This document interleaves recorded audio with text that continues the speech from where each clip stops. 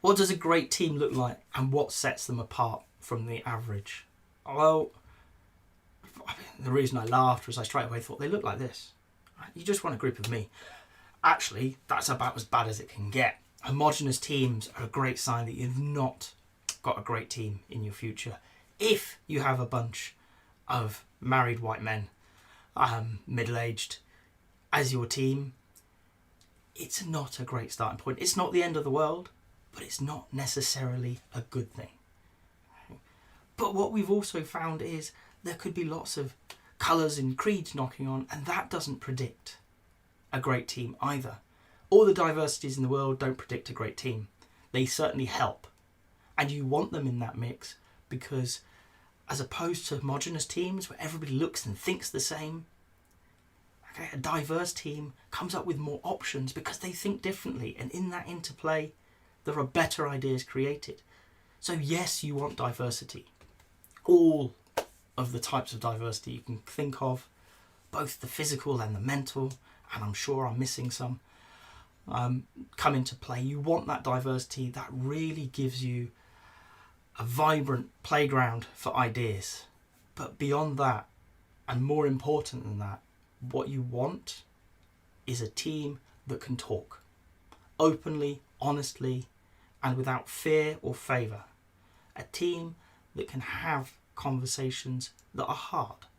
They can have conflict, they can have arguments, they can disagree in a healthy fashion. They know how to navigate this. They know how to turn up, say their piece, hear other people in the teams respectfully, disagree with it, work the idea until something works for everybody. This isn't about compromise. Okay? Great teams don't seek compromise. Compromise is often mediocre. They're willing to disagree vehemently, but at the end, decide how to move forwards and get on board. So you'll hear psychological safety thrown about an awful lot, what Amy Edmondson would refer to as the ability to speak truth to power. So in a team, you want that safety, that ability to say your piece and know that there's no comeback. People aren't going to be upset with you because you've said it. They're going to be happy that you've had the opportunity to say something that adds to the group's thinking, even if it's not particularly nice to hear. One of the hallmarks of a great team is that safety, is the knowledge that you can say something. Okay? And it's a visceral thing. It's not, oh yeah, they told me I could. It's you know you can. Okay? That ability to say something that is going to upset the apple cart, is potentially going to upset people. But if you're a great team, not only can you say it, but you can then navigate following it. So psychological safety is one of the hallmarks of a truly high-performing team. Everybody can say their piece. Equal voice, which kind of plays into it as well, is another one. Not only can everybody, but everybody knows they can. So the newest person on the team can speak up as well as the oldest on any topic. They know they've got the opportunity to talk if they wish. Okay?